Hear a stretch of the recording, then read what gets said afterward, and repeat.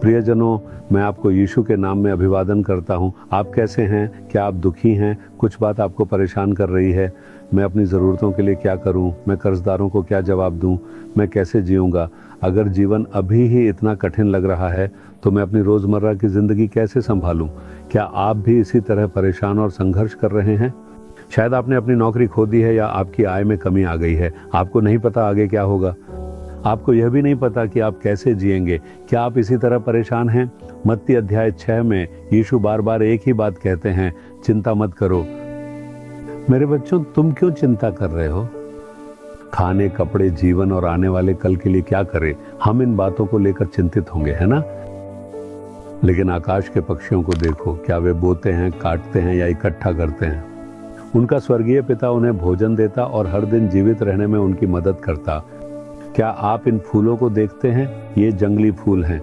इन्हें कोई पानी नहीं देता या खाद नहीं डालता। हम घर के पौधों की कितनी लगन से देखभाल करते हैं, है ना? लेकिन ये जंगली फूल हैं और कितने सुंदर और हरे भरे दिखते हैं। पौधे हरे भरे और खिले हुए हैं। इन्हें देखकर ही बहुत आनंद मिलता है। प्रभु ने भी इसके बारे में कहा है। मत्ती अध्याय 6 वचन 28 को देखिए। और वस्त्र के लिए क्यों चिंता करते हो? जंगली सोसनों पर ध्यान करो कि वे कैसे बढ़ते हैं। वे न तो परिश्रम करते न काटते हैं। क्या वे फूल बनाने के लिए मेहनत करती हैं या सूत काटती हैं? वे अपने आप ही बढ़ती हैं, है ना? प्रभु कहते हैं, फिर भी मैं तुमसे कहता हूं कि यहाँ तक कि सुलेमान भी, राजा सुलेमान के पास दुनिया की सबसे बड़ी संपत्ति थी। फिर भी मैं तुमसे कहता हूं कि अपनी सारी महिमा में भी सुलेमान इनमें से किसी एक की तरह वस्त्र पहने हुए नहीं था। यहाँ तक कि वह भी इन फूलों की तरह वस्त्र पहने हुए नहीं था। उसे बहुत सा सिल्क और अन्य कपड़े दिए गए होंगे, फिर भी वह इन फूलों की तरह वस्त्र पहने हुए नहीं था। जब परमेश्वर मैदान की घास को, जो आज है और कल भाड़ में झोंकी जाएगी, ऐसा वस्त्र पहनाता है, तो हे अल्पविश्वासियों, तुमको वह इनसे बढ़कर क्यों ना पहनाएगा? यदि प्रभु ने इन फूलों को इतनी सुंदरता से सजाया है, फूलों को देखो, वे बहुत मनभावन हैं। कौन इन्हें पानी दे रहा है, खाद डाल रहा है और देखभाल कर रहा है? क्या प्रभु ने इन्हें सुंदरता से नहीं उगाया है? इसलिए चिंता मत करो, ये कहते हुए कि हम क्या खाएंगे या हम क्या पिएंगे या हम क्या पहनेंगे। प्रभु ये सब बातें क्यों कह रहे हैं? क्योंकि वह चाहता है कि तुम चिंता ना करो। तुम क्यों चिंता कर रहे हो? तुम अपनी आवश्यकताओं की चिंता क्यों कर रहे हो? देखो, जिस प्रभु ने फूलों को इतनी सुंदरता से सजाया है, उसी ने उन्हें बनाया भी है। परमेश्वर पौधों की इतनी चिंता करते हैं जो सुबह खिलते हैं और शाम को मुरझा जाते हैं।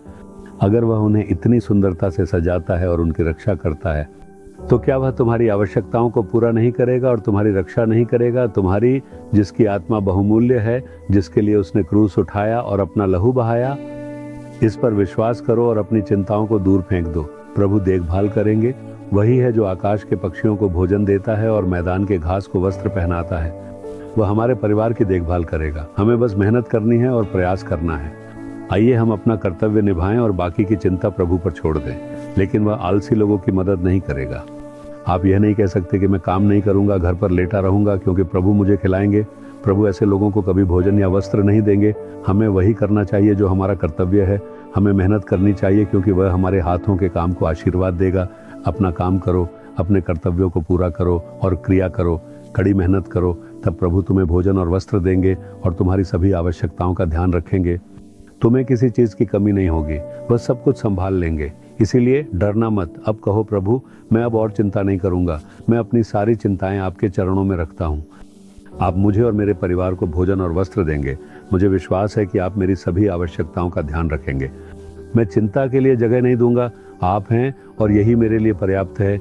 यीशु के नाम पर आमीन, आमीन। Jesus redeem Hindi YouTube channel को सब्सक्राइब करें। सब्सक्राइब बटन पर क्लिक करें और बेल आइकन को भी क्लिक करके हर दिन की नई कार्यक्रमों की जानकारी प्राप्त करें।